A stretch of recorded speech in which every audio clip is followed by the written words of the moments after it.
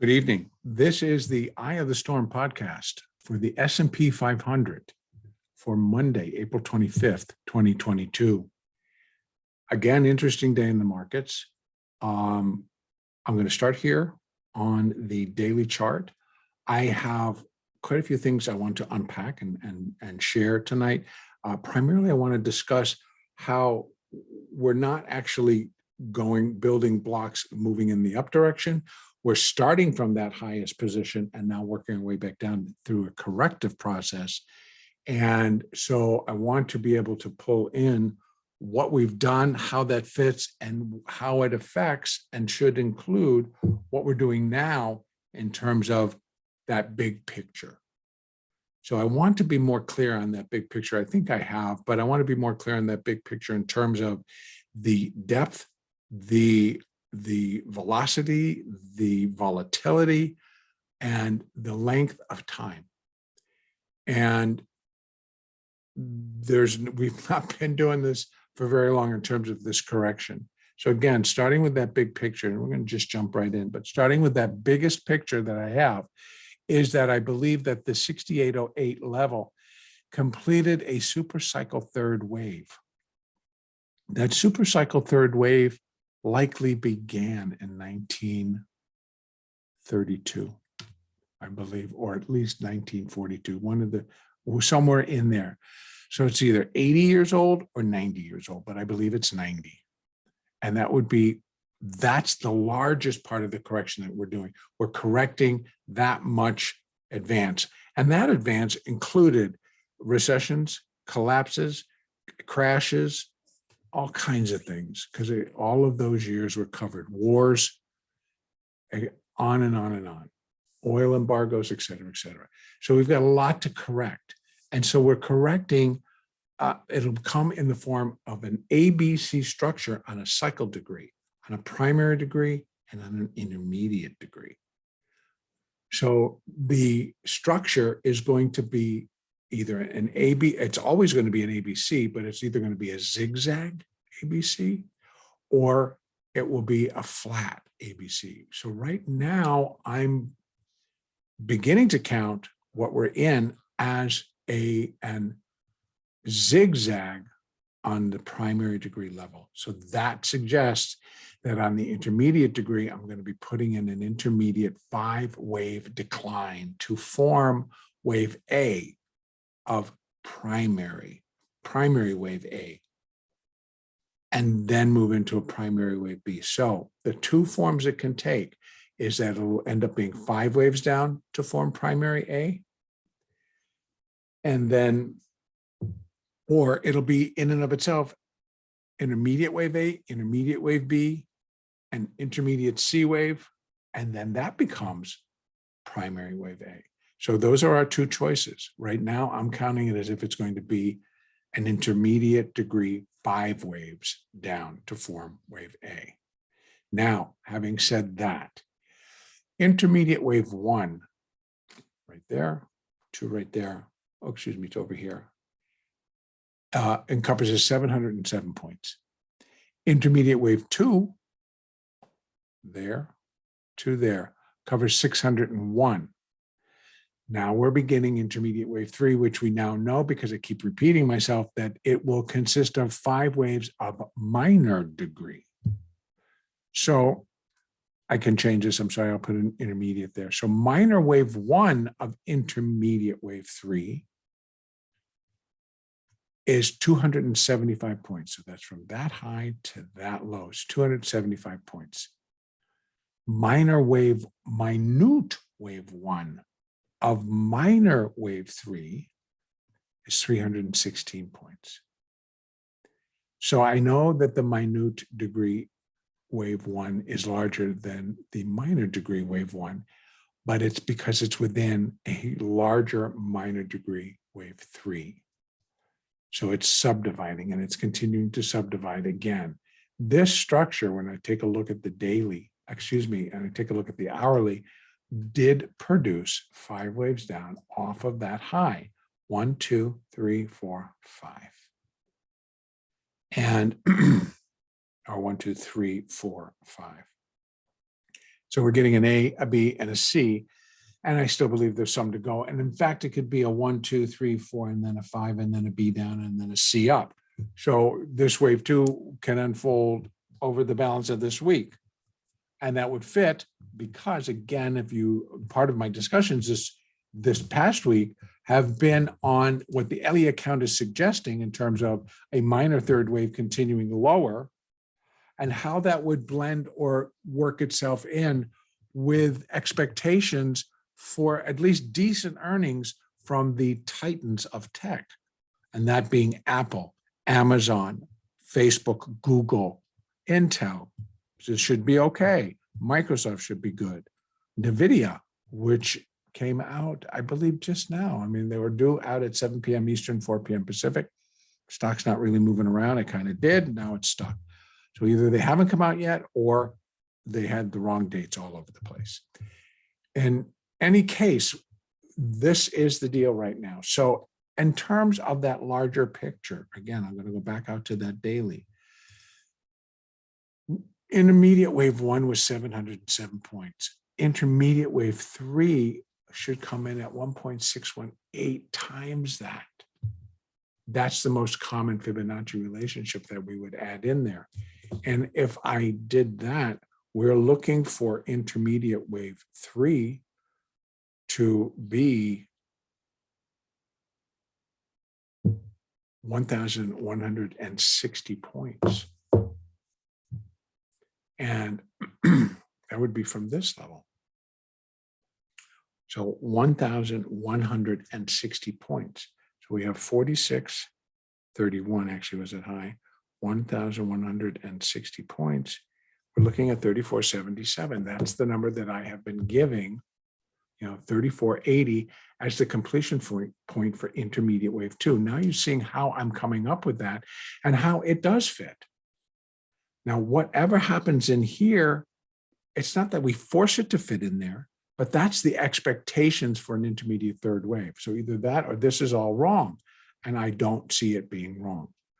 We have too many other things that are contributing to it that haven't been fixed. Interest rates are still moving higher, regardless of us seeing, the bonds moving up today. Regardless of what is happening to the stocks, regardless that the market did a fairly decent rally today. Certainly the S&P did a decent rally today and should continue higher for the next day or two or whatever, until we get somebody in the Titan group that decides to spoil the party and not give very good earnings. And it can happen. We saw it happen with Netflix. We can see it happen with others. We could see maybe in Google, we could see maybe in Facebook in particular. So how much lower can Facebook go? Well, we'll see. How much higher? We'll see. But in either case, it is going to be put into the overall price for the S&P, the ES, and that then affects our count. So we have a lot to factor in. But it's not up to us to actually go and look at each one and go like, okay, what is it going to be? And how's it going to affect the count? Does that turn it to bullish? Because that I do not expect. I have upside targets that this minute wave 2 can come to. But what it cannot do, it cannot go up and cross 45.09. Cannot go above 45.09. Then it's breaking the starting point of minute wave 1 and therefore is no longer a minute second wave.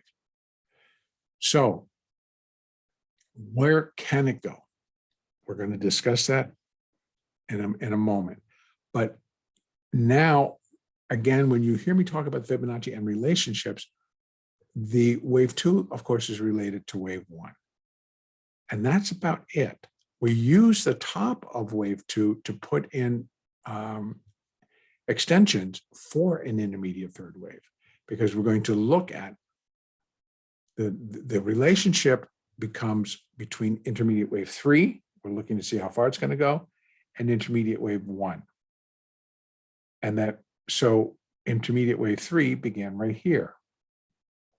Therefore, we would take our extensions and from the top, and I did use this low for Fibonacci. and up to that high. And then you're going to get your levels for intermediate wave 3.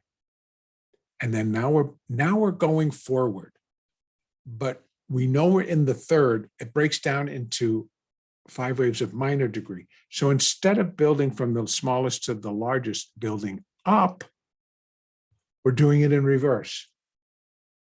We're going from our largest in a corrective phase down to the smallest level as all of these different layers unfold. That's my point. My point is that the degree of correction isn't 6 months. The time factor isn't 6 months, isn't a year. So to force account or to try to force quicker account normally does not work in the favor of the person attempting to do it. So patience is required, understanding that things will take their time to unfold. Understand in the midst of all of that, we will have a week where we have titans, these big technical companies that are getting ready to report earnings that in the past, Google, Amazon, Apple, all of them have, and Microsoft have blown the doors off of their earnings and had huge gains. Will that pattern continue? I believe we're now entering into that period where we might get a good earnings report, but we're moving into a more difficult economic period that involves interest rates, it involves money, that involves a lot of different factors that go into each one of these companies' earnings. Does not by any means mean that Apple's not a good company, Amazon's not a good company. They sure are all good companies. That's why they're titans, because they've been good companies.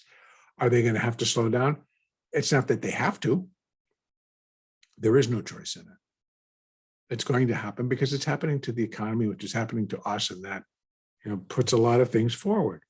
So it's not our job to actually, unless it's really something you have a hankering for, to go through and to do that detailed type of analysis. There are people out there that can do it, but it does become us as analysts and us as traders, it becomes our responsibility when we're trading our own money to have our own view, to look at it and know why I came up with that view.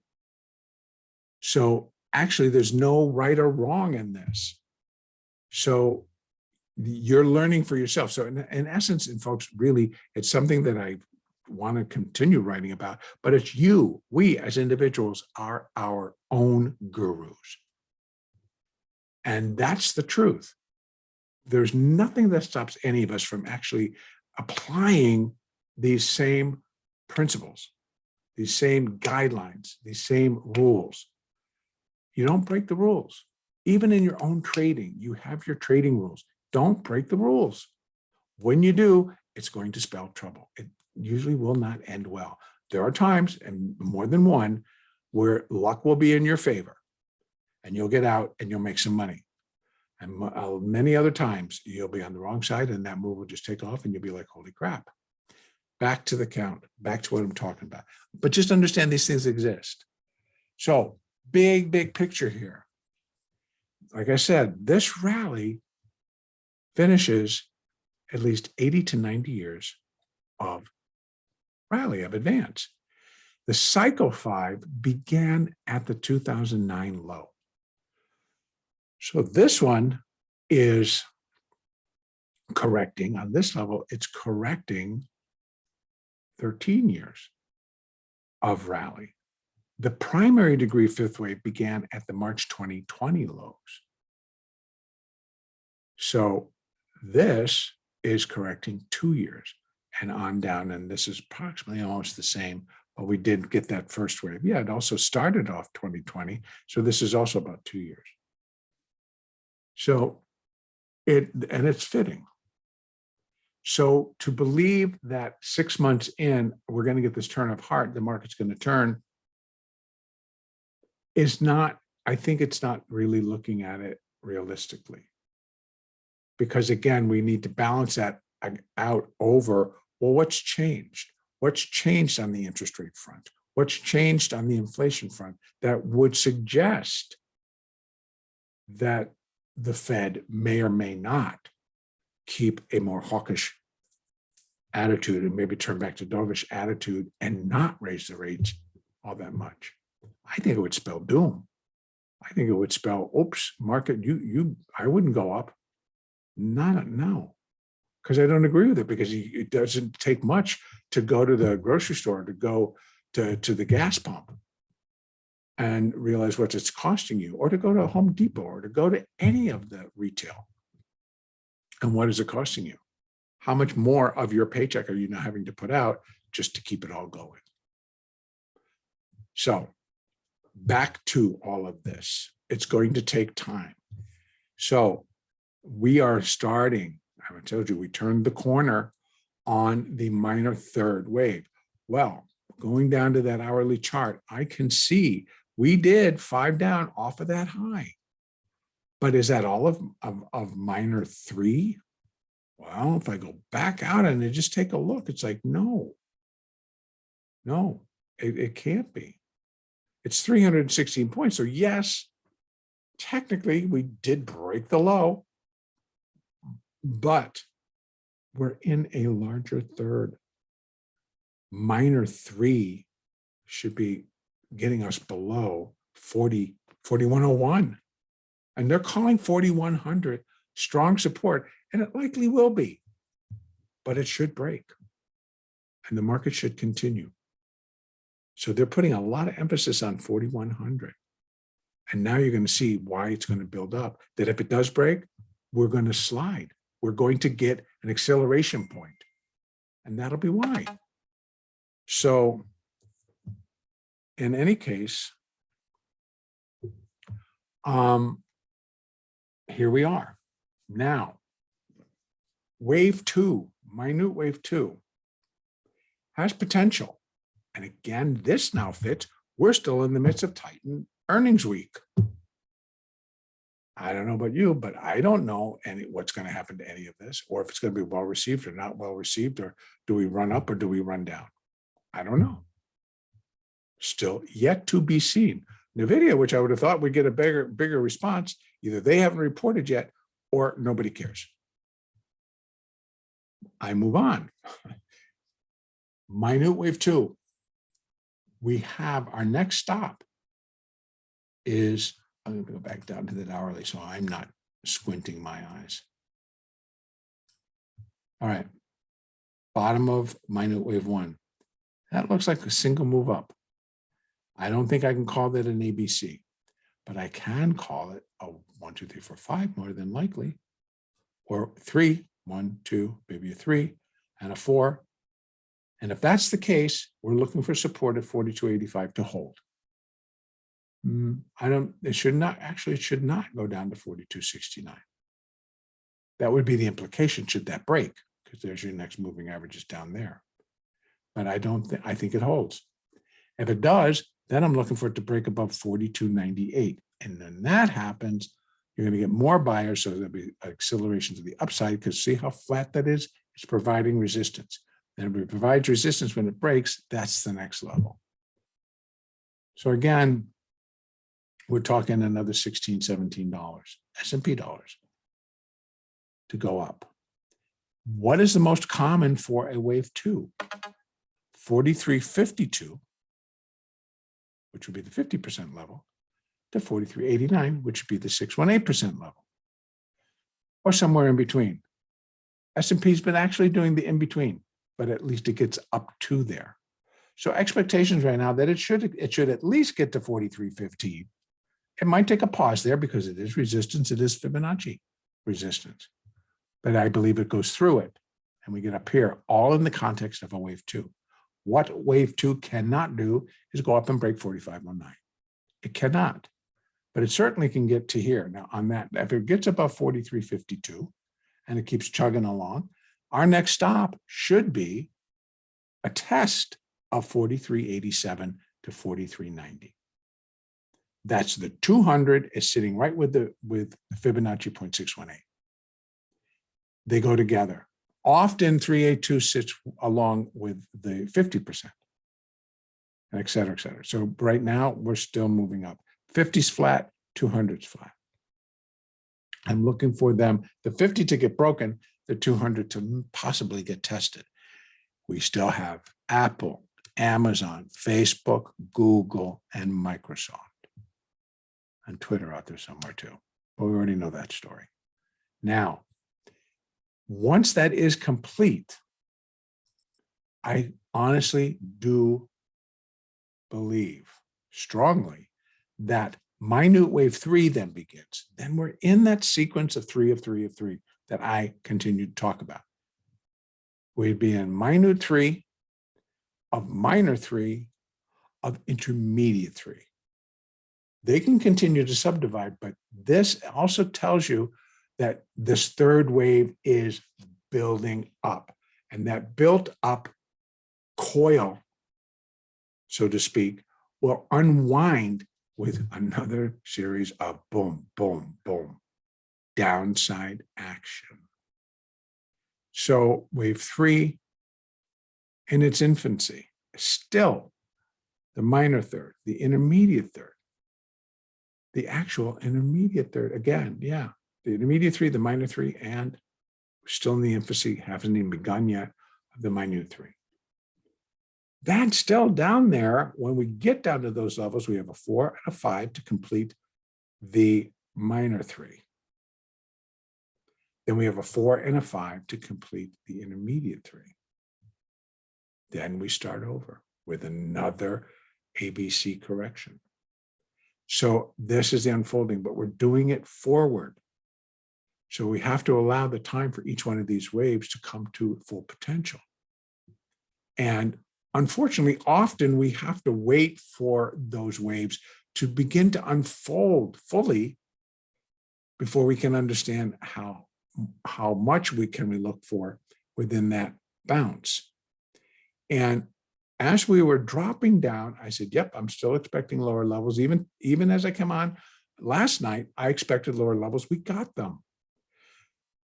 But what I also said at those times was be aware and accept that the market needs to bounce. That's not putting on the market's turning bullish. That's not putting on that, oh my God, we're going to go up and up and up. That is just nothing but look for a bounce. And the market then lets us know as to what degree that bounce is going to be. And again, I go back to the hourly to show you the clarification. This is kind of where we sat coming in Sunday. If we had gone down and done this on Sunday, then all of this would have been part of a correction, but it wasn't. It was 1, 2, 3, 4, 5. The market's always going to make itself clear. It wasn't that clear. So we left open both sides. Now we've got that. So pretty much it's the upside. That's what I'm looking for. And now we know to go ahead and start looking for an ABC structure up. Wave A, as we just went through and explained, A waves can either be a 3-wave structure or a 5-wave structure. The whole pattern can be a flat, where the A, the B, and the C all kind of see the top and bottom. So it's kind of like boxy, or it can be a zigzag. Wave A zig, then you get a B wave zag, and you get a C wave zigzag. Excuse me, zigzag. And then a small rally in between. So 2 basic forms for a corrective pattern. What then consists inside there, in other words, it's either going to be zigzag or flat. There's basically just one version of the zigzag. That is a 5-3-5. But there are several versions, acceptable versions for a flat. We get triangles in there. You get a double ABC, a triple ABC, and all kinds of things can happen inside of it. So we're going to have to allow the market to tell us. Right now, I'm feeling pretty strong that this A wave of this minute 2 will be 5 waves. And we're sitting in a 4. waiting for direction, waiting for something that's going to go pop. First one, we got to break above 42.98. We do that successfully. 43.15 is next in line. We break above that. I would suspect that if we get to there, we'll pull back again down to here, down to this level. That'll be the fourth wave. Get up there, you're putting in little 5. Then you're looking for an ABC down. That would be the minimum that I'd look for it to come down to. If not, then back down. So what you can then do is the same thing we just did on this down. We're going to put in retracements from where wave A started to the finishing point of wave A, and that'll give us the retracements for B wave. Most common, and being that it's a 5-wave structure, most common is going to be 50%, 618. 382 is in there, but it's not the most common, so I wouldn't look for it first. It's going to provide some resistance, but I'm not essentially looking for that all the way around. But it can. Again, you take it when it gets here. Now, that's what I'm looking for to unfold, and it may take several days, possibly even all, the week. I am not changing my longer term count or my view unless, one, this wave in progress,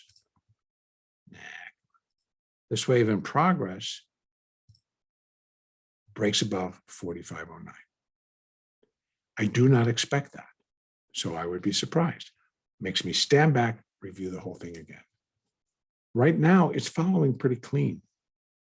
So I have no outside reason other than a miracle that we should be above 45.09 and stick above 45.09 is if the rally is back on. There has to be substantiated reason. It cannot be a whim, a hope, and a prayer. It has to be substantiated reason. So fact. Inflation's dead. Fact. China's not fighting another huge breakout in Beijing and going to get a bunch of crap from its citizenry, because they're going to get locked down in Beijing. They're still locked down in Shanghai. Causes problems. We still have Vladimir Putin threatening the West in terms of, you rearm the Ukraine. I'm warning you, don't do it. He's got something. He's trying to rattle things up. You think we should rally? What would something more serious happen? What would we do? Ignore it? Ignore it as a world? Ignore it as a market? I don't think so. If nothing, it involves adjustment. If nothing, it involves, you want to keep buying this when the money's going to have to go somewhere else? When who knows what's up anybody's sleeve? So you're getting my drift. Okay, so for tomorrow, I would expect a continuation to the upside. If indeed the A wave is done, then you run your Fibonacci from here to here. And you'll get that if it starts to break below, let me tell where that is again, 40.83. It wants to latch yourself onto there instead of here. 43.83, 42.83. Breaks there, we're going to go to down 42.70 approximately.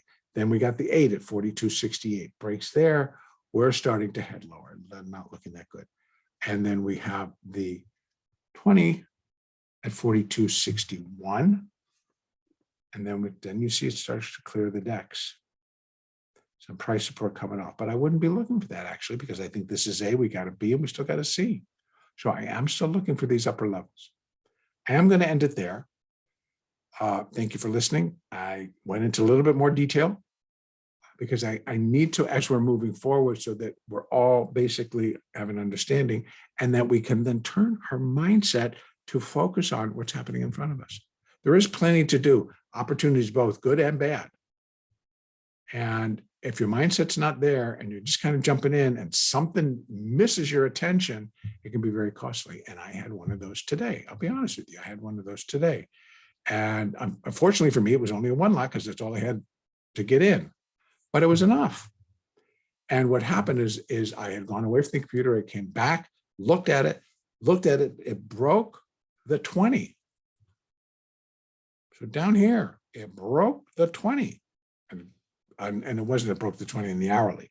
It broke the 20 on like a 1 minute. And that normally gets you a nice little drop.